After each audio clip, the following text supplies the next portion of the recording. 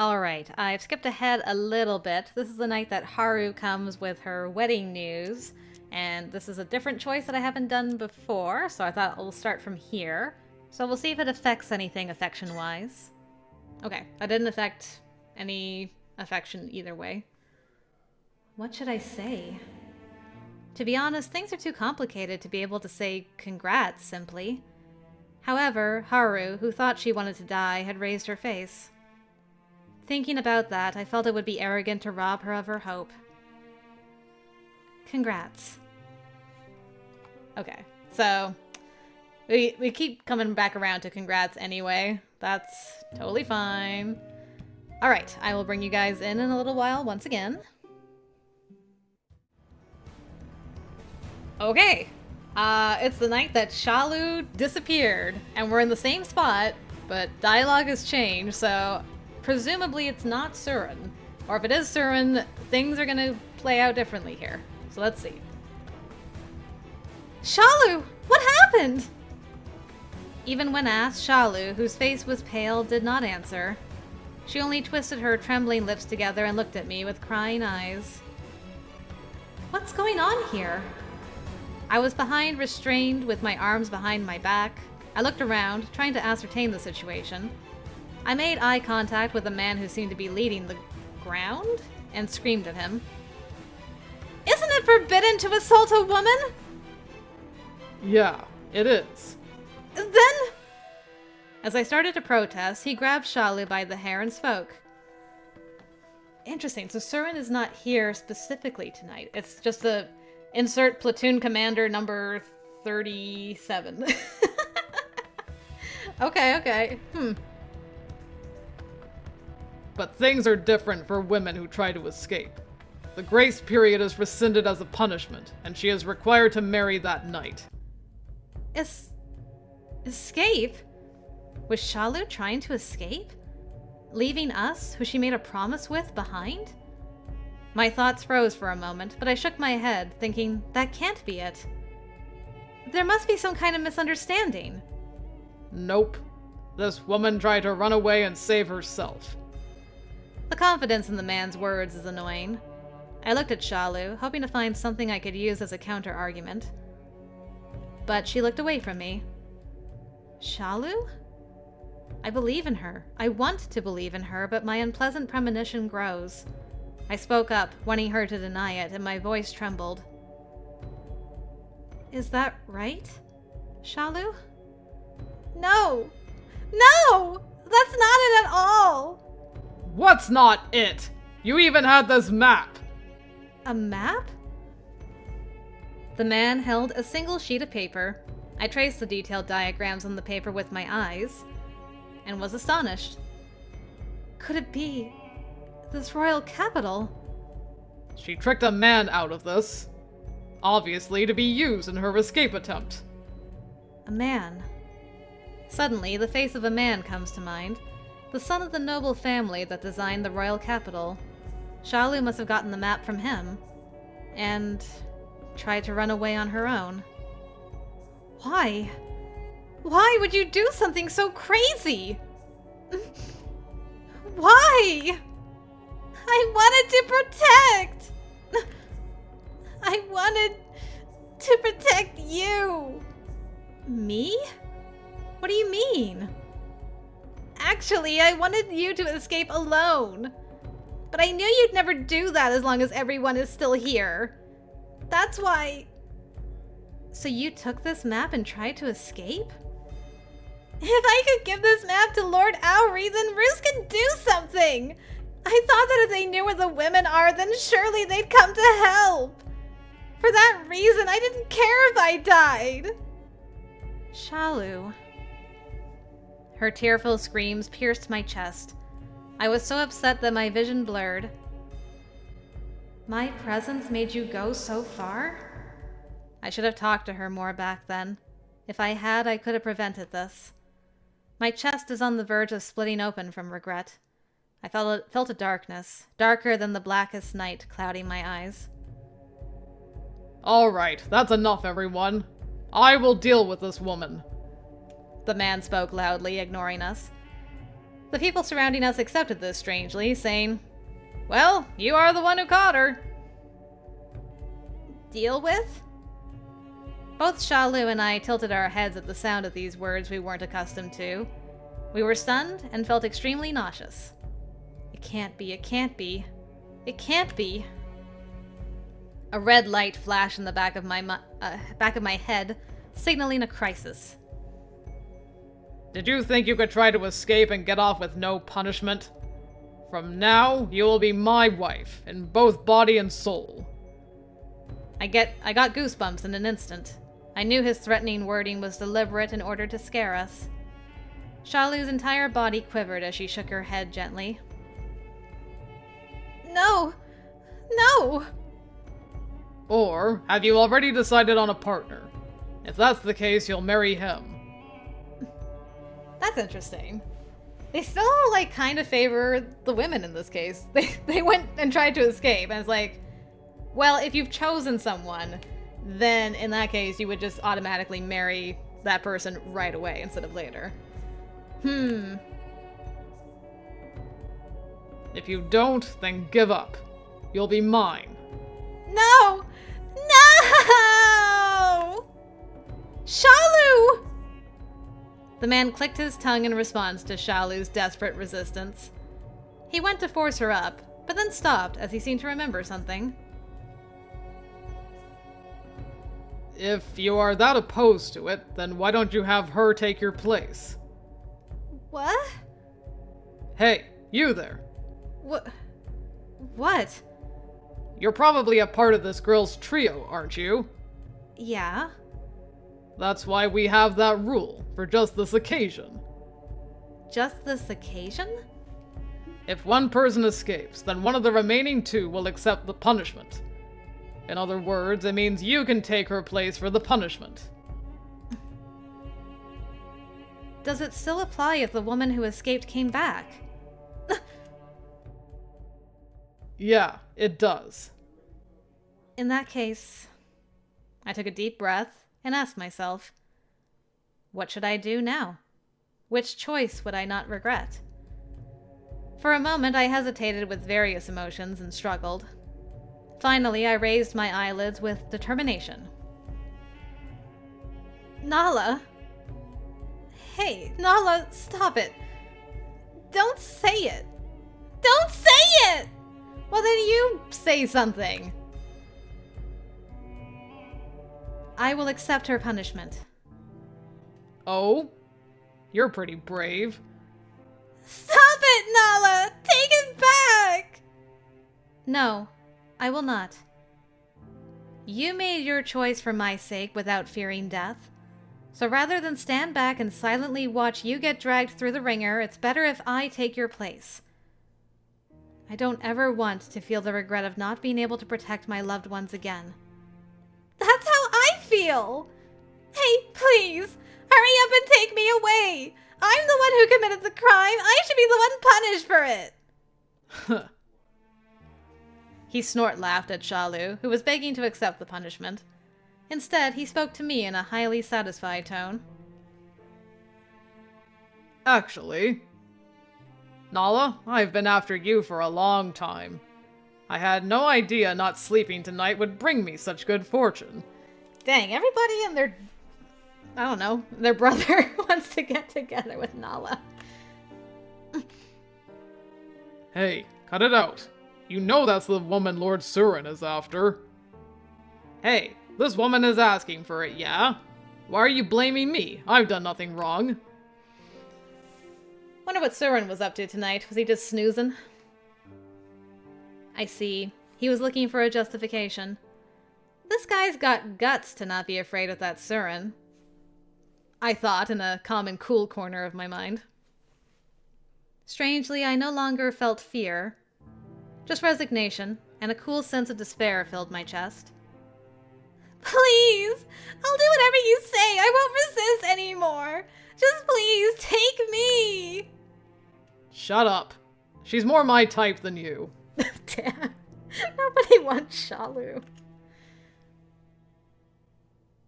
I'm sorry. I was half dragged along. As that was happening, I tried to push Shalu's constant screams out of my consciousness. Stop it! Then, when I turned my back...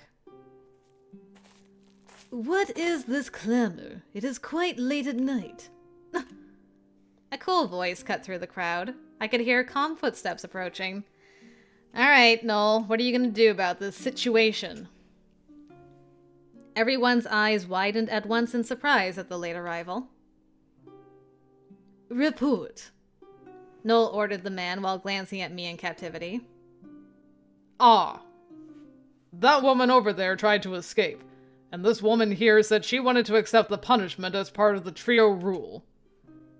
I see. While listening, Nohl looked down on me with apathetic eyes. His cold gaze sent shivers down my spine, completely opposite from the man who was holding me. I understand. However, considering what will happen from here, I believe we will need the king's judgment in this affair. Other women are not aware of the trio rule, so if we were to let her off lightly, it may cause confusion among them.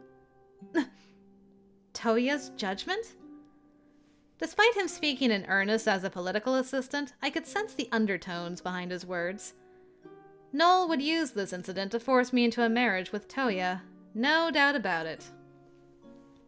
Assuming what I've seen from Toya so far is true, he is completely against the Roos women being assaulted. If Nohl were to say, "Please help this pitiable woman out," Toya wouldn't be able to refuse that. And it doesn't matter how much I refuse. He's definitely planning to have me marry the Nasla king. I've fallen right into his plans. You gotta be kidding me. Interesting. So, does that imply that Nohl had this plan all along, but that Surin upset it by being there instead and was just like, we're moving quick, we're moving this along, let's go. I couldn't help anyone. I'm going to be used and cause problems for my country. Why did I even bother shaking off Auri and going out there? There's gotta be a way out of this. There's gotta be something. Something! Well then, I shall be off to make my report to the king. As Nohl said that and turned around, my impatience hit its limits. Does she shout out, "I choose you"? Nohl, I choose you! Who's that Pokemon? I could hear my heart beating in my own ears. I wondered how everyone else couldn't hear it as well. A cold chill and sweat ran down between my eyebrows, dripping off the tip of my chin. I can't let myself get used like this. Used? My brain, pushed up against a wall, came up with a bizarre plan at the last minute. Girl? Tell me, I'm all ears. That's right. If he's planning to use me, then I can use him too, can't I? Girl? You planning what I think you planning? I smiled boldly, my mouth showing my determination. Despite the pure madness that gripped my soul, I was unbelievably calm. As I sucked the night air into the back of my chest, I could feel a cool yet intense burning anger. Before, you said, if you've decided on a partner, right? I asked the man, who up to now had been holding me in a haughty manner. Nohl's appearance had humbled him, and now he was surprised by my sudden question. Yeah. Then I can still choose, right? As long as it's tonight. If you have a partner. Right. Thanks. Nohl, who had been listening to our conversation behind him, stopped abruptly. Turning his face slightly, his lake-colored eyes moved softly. With just one action, I felt that the darkness had deepened. The men in the area swallowed their breaths, even though they weren't the ones being glared at. I felt his piercing gaze asking me, "What are you thinking?" But it was too late for that now. I'd prepared myself to be violated by a total stranger, so his glare couldn't threaten me anymore. I spoke without fear, rather in a pleasant mood. I want to be married to you, Nohl. With the exception of myself and Nohl, everyone there's eyes widened. Some, stunned by this strange development, stood there with open mouths. Well, the ball is in your court, sir. In this chilly atmosphere, this time I pointed my finger and spoke in a stronger tone. I want to be married to you. Of course, I had ulterior motives. Well, so did he. If I'm going to be married, at least I can put myself in a position where I can negotiate for the other women. And Nohl said that he wasn't interested in women. Ah, clever girl. You're like, I'm safe from any lecherous man things. As long as I'm with this guy, and I'm in a higher position now. She really kind of picked up on the Nohlness already. Like, yes, I shall use this to my advantage. So maybe I can avoid going through the ceremony. At least, that's what I hoped. A little. I don't intend to run away, but if I can get through this without going through the ceremony, well, I'll take it. Nohl smiled slightly, perhaps having read my intentions. He finally turned his body around and looked straight at me. I have no plans to marry anyone. Are you already married? No, I have no need for it. As the political assistant supporting the head of this country, you're not going to set an example for those under you?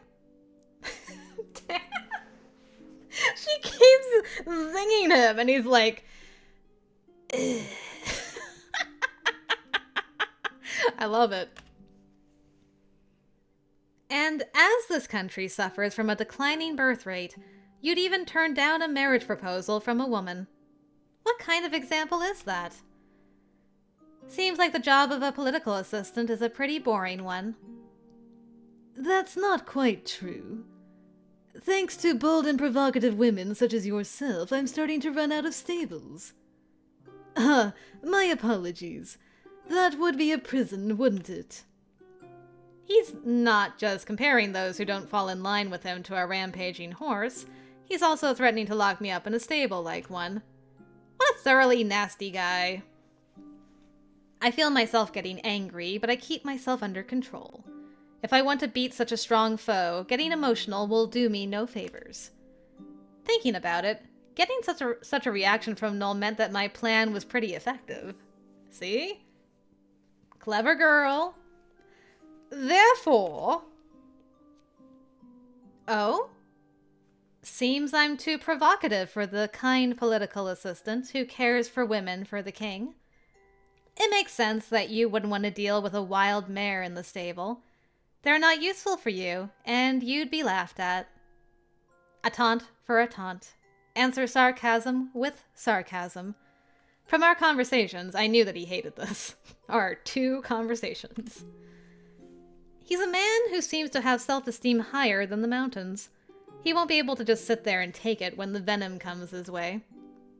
Fortunately, or unfortunately, my non-ladylike sarcasm seems to have been the most effective. Nohl looked down on me, completely expressionless. I see. As Lord Toya says, you are quite the interesting person. You are so interesting, I can feel my intestines turning inside out. The mood wasn't that of a sweet marriage proposal, but rather that of intense fireworks. Not even fireworks, but maybe angry burning flames.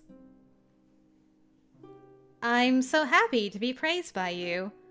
I'd be even more happy as your wife. Our words were empty, our smiles close to taunts. Internally, we both had our claws and fangs bared, facing each other. Very well. As the heavy silence continued and those around us started to become impatient, a soft, gentle voice rang out. In an instant, the situation had been flipped on the attacker, as he smiled as if he'd forgotten about all the tension from before. A long arm reaches out, cutting through the awkward, intense air, as a white hand is extended towards me. Why the surprise? You are the one who said you wanted to become my wife. You'll marry me. After getting over the surprise, I felt so happy. Yeah, right. Girl, who you trying to fool? Yourself inside? I'm so happy. Yeah, right. There's definitely nothing happy about this. There was something eerie about the way Nohl accepted my proposal. I'm like, yeah, so what alternative plan did he come up to be like, fine, I can work with this? Maybe he's thinking that now he'll just, like, get her pregnant? No, but he's an aristocrat, so that law doesn't work. I was thinking, okay, maybe he'll just get her pregnant quick so that way she can get married off again. But that is not going to work in his favor. So, I don't know what his plan is now. I expected more verbal sparring. The unexpected ease in which he accepted it only made me more fearful. I was hoping to be in a position where I could negotiate, but that will all be for naught if I'm locked up before I can say anything. Naala! Please send her back to the residence.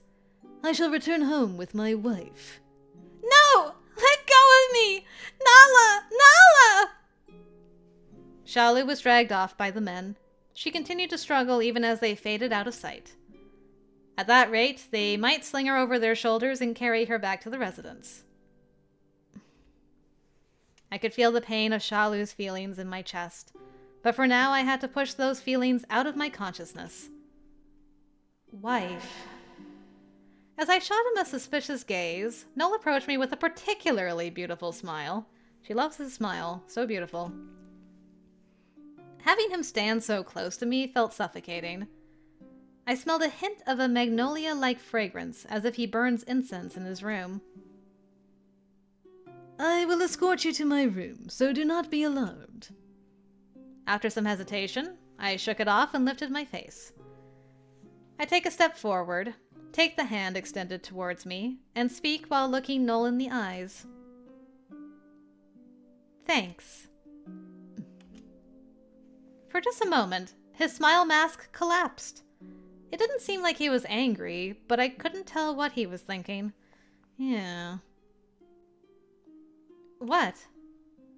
I asked with a sense of caution. Nohl approached even closer and bent his back slightly. He spoke softly so that no one else could hear. I was not expecting you to thank me. How silly of me, given that you are the beloved daughter of the Honorable Lord Tangle. I felt myself getting annoyed at his ridiculing tone, but letting myself get shaken would just make Nohl happy. Let's just hurry up and go. Come on, girl. You gotta be sharp with this one. I believe in you. Yeah, there we go. You listened to my request, so I should say thanks. Even if I did need to get my demands met, I did end up putting someone else out for my sake. That doesn't make this justice for that rudeness, but a simple thanks for accepting that request. Gratitude is gratitude, even if it is the enemy. It would seem that Lord Tangle's teachings are quite cruel. You won't live long if you feel gratitude towards the enemy. If being rude means living longer, I'll gladly lead a short yet logical life. That's why I will extend my gratitude even towards the enemy. Thank you, Nohl. Even if I eventually come to regret saying thanks to him, right now at least I am thankful. Yes, that's what I thought, but the fact that that time would come so early is, in a sense, way too predictable. It's laughable, even. I'm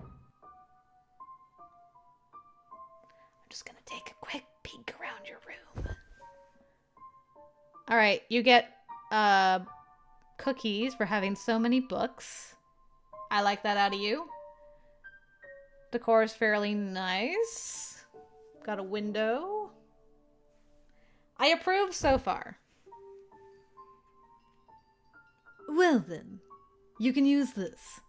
What? Immediately upon entering his room, Nohl threw a paperweight that was on his desk onto the bed. Sitting in an extravagant chair, he slowly crossed his legs. He'd intentionally brought the chair closer to the bed so there was only a step between the chair and the bed. It was just like a guest looking at the stage from a special seat. What's this about? I stared at the paperweight on the bed with no idea what this was about. What am I supposed to do with this? Confused, I stare at Nohl, who motioned with his eyes from my waist downwards. The reason why I didn't understand what Nohl's intentions probably was because my emotions were the first to reject the idea. I mean, who could imagine it? Even if it is just a formality, to think about suggesting this to a woman you brought back as your wife. Ah, I see. I was like, am I understanding what I think I'm understanding? I am understanding correctly. Why don't you just grab like some, I don't know, animal blood, a few droplets? They did that in the olden times sometimes to try to fake like virginity on the marriage night. It happened, you know, to spill a few drops of animal blood. Why don't you just do that? Why are you actually making her use a paperweight? No. For a smart guy, you're dumb. If you use that, you can leave proof on the bed sheets of having lost your virginity. You can claim you've completed the ceremony, so it's quite convenient. My mind gradually went blank listening to this matter-of-fact explanation. You're quite clever, so I'm sure you understand. This object is satisfactory in terms of length and girth, and there's no angle, so you don't have to worry about getting scratched. Thanks for being so considerate. In terms of length and girth. Uh-huh. He said this is as if I'm supposed to be like, oh, that's good. I could feel my face getting flushed in anger. As my trembling hand took the paperweight, I went over in my mind the thing he was telling me to do.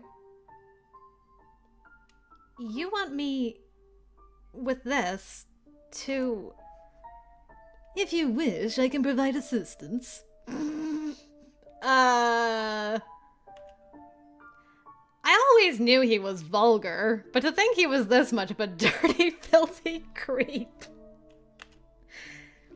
This was my first time to learn that it's possible for your rage to boil over into being calm. You're even worse than that Surin guy. And yet, you chose me. Now, if you would accelerate the process. Or perhaps you would like my assistance. Take pride in the fact that you're alive. Yeah, those are my words. I still feel that way. I made my decision, so there's no change in what I should do from now. But even still, for a moment I hesitated as to whether this is something I should put up with as a person. Having one's self-esteem ripped away is more painful than being physically humiliated. But if I refuse to do this, then I won't be able to accept the punishment. And then Shalu would have to...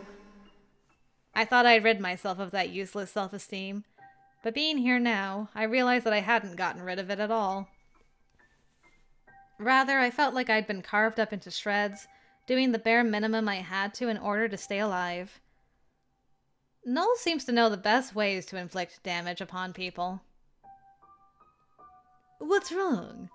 Shall we cancel our wedding and have Miss Shalu accept the punishment instead? He asked in such a casual tone, sitting comfortably in his chair. When our eyes meet, I feel hot in the pit of my stomach as my gut twists in rage. I can't do it with you watching me. I was finally able to say what I was thinking. I felt somewhat relieved to have said it out loud, probably because I'd given up. I took a deep breath and once again strengthened my resolve. If this is all it takes to save Shalu, this is a bargain. This is how I convinced myself. However, even at my half-hearted resignation, I heard a mocking voice. Of course I would watch. I am your husband, am I not? I will watch thoroughly, so please rest assured.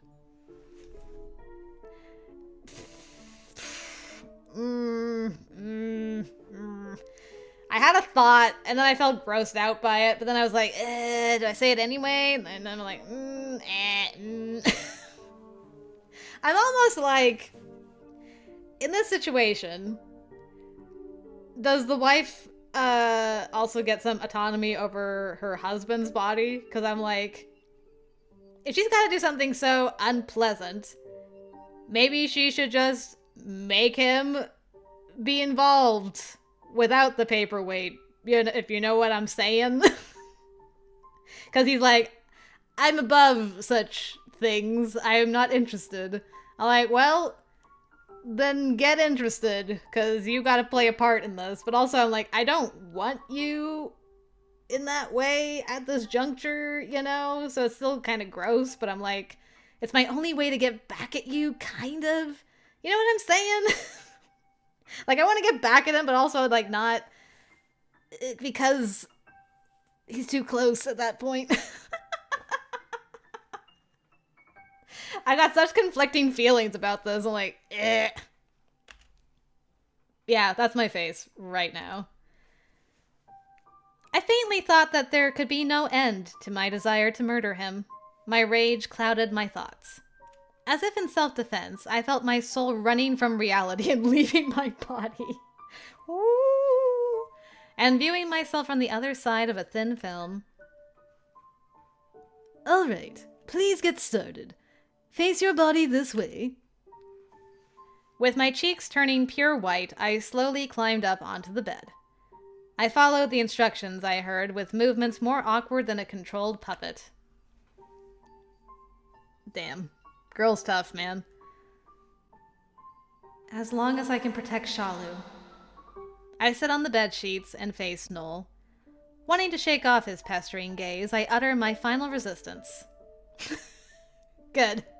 It's a good one. Pervert. Shall I call for Miss Shalu? I can do it! I just have to do it, right? As Nohl began to get up, hurriedly I called out in partial desperation. I moved my joints with awareness of how stiff they were due to extreme nervousness. I moved my arm so slowly that I thought it might make a creaking noise. Even turning my face away, I could still feel Nohl's gaze upon me. I was so embarrassed, my body ran hot enough to burst into flame.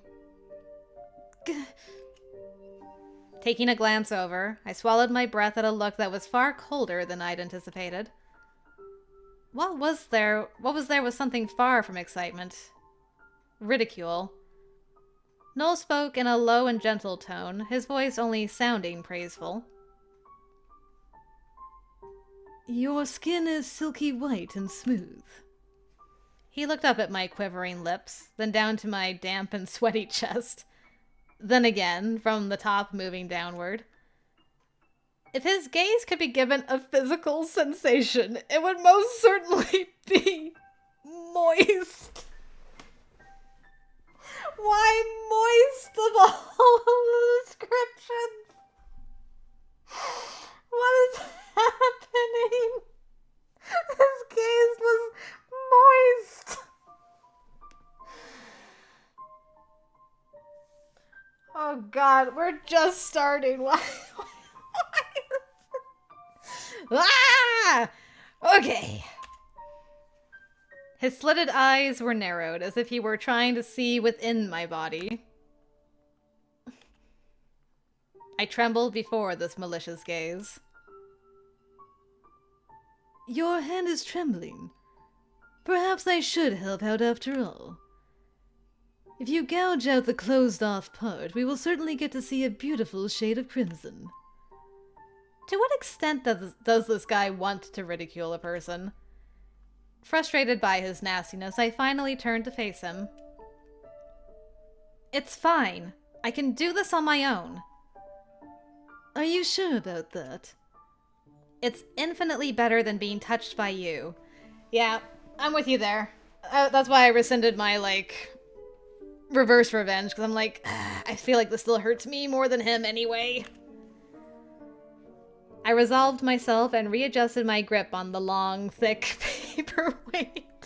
Thanks for the added descriptions, Naala. I took a deep breath and relaxed my body. Your hand isn't moving. Shut up! Prolonging this any further will just weaken my resolve. I regripped the paperweight, glaring at Nohl with hatred in my eyes. Oh, you got the mask to drop again. For a brief moment, one of Nohl's eyebrows moved in response to my hateful glare.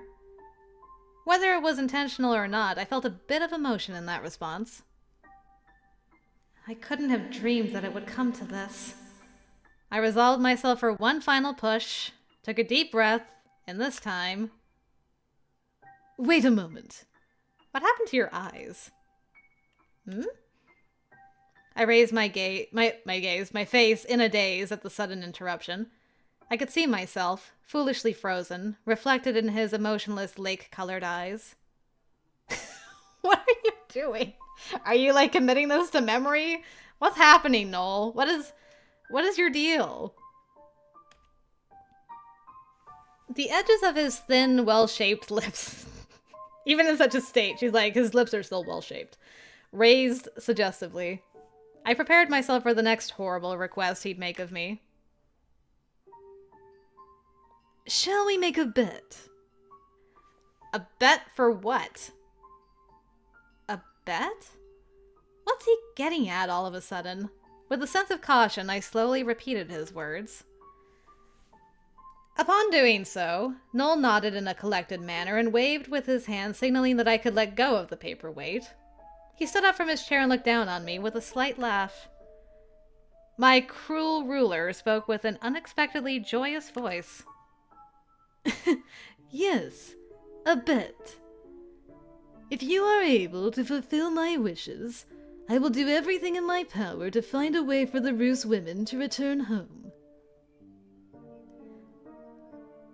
I'm worried what that entails. Yeah, that. Just what are his intentions? Having grasped my weaknesses, Nohl could do whatever he wanted with me. He may not have been able to make me the bride of the Nasla king, but he must have some other use for me. Yeah, and what is it? Also, how did he word that? Hold on. To find a way for the Roos women to return home. You gotta have him specify it's alive and not in multiple pieces or missing limbs or anything, if you're agreeing to this. And he must have some kind of reason for making such a person suffer so much. This will most certainly not be a thoughtful proposal. That does sound appealing, but what's the catch?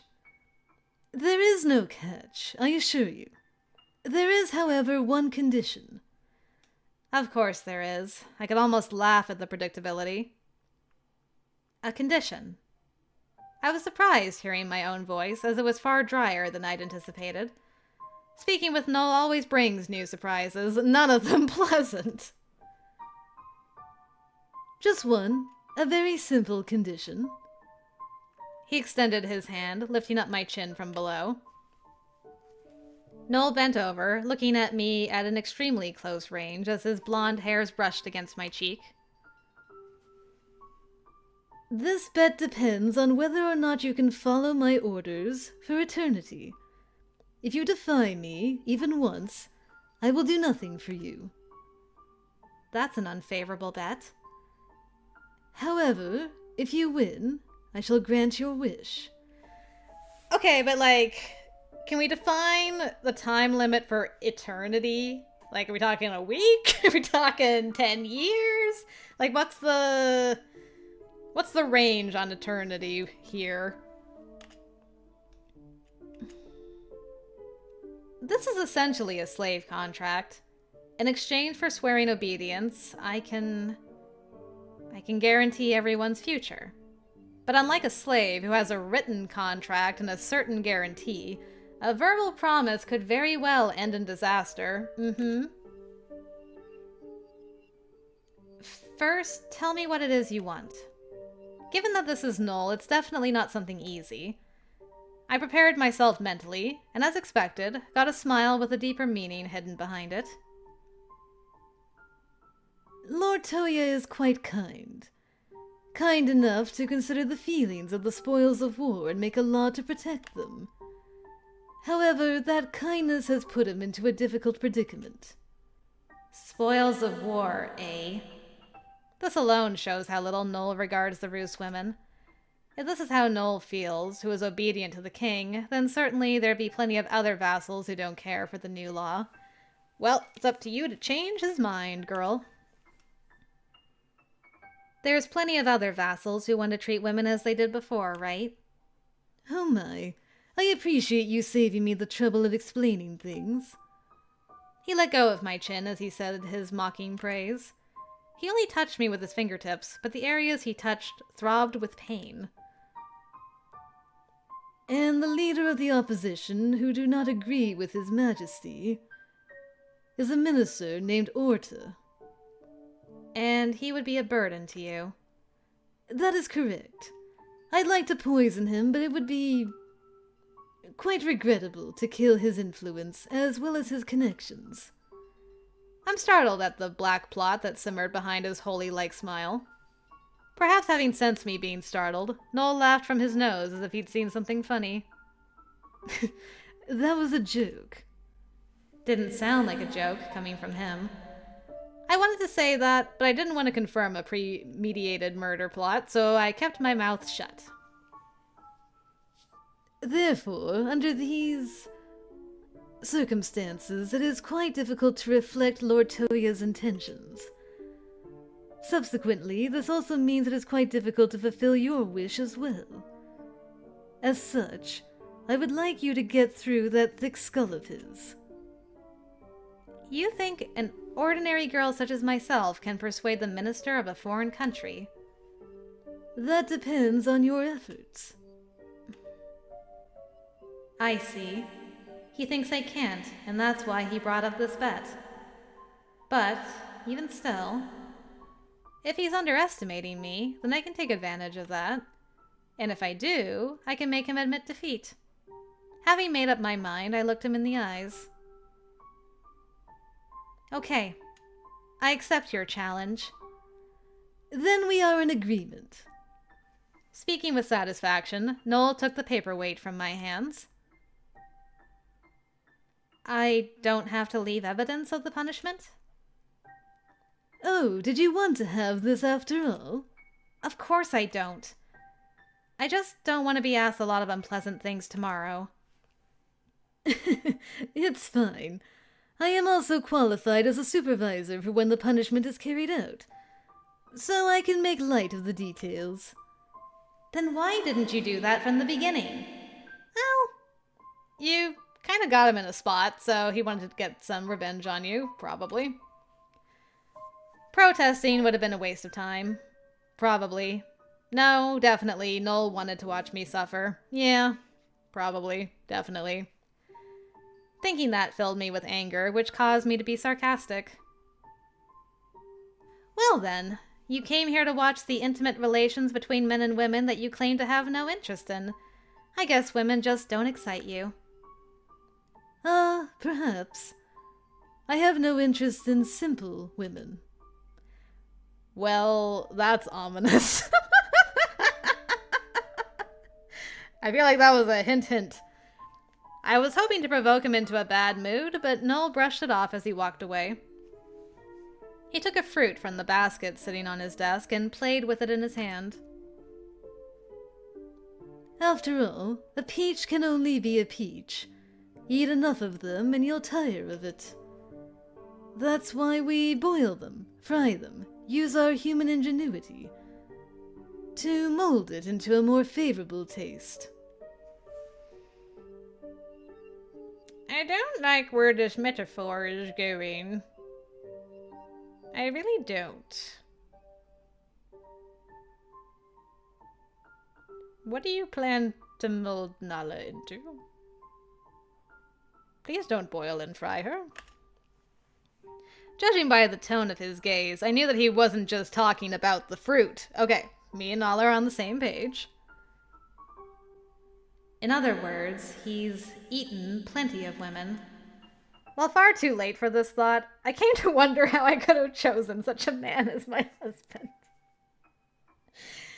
I mean, it was clever at the time. Probably still is in the long run, but we're in for it. However, the fruit this time around cannot be cooked so easily. Exactly. Which makes it worth trying.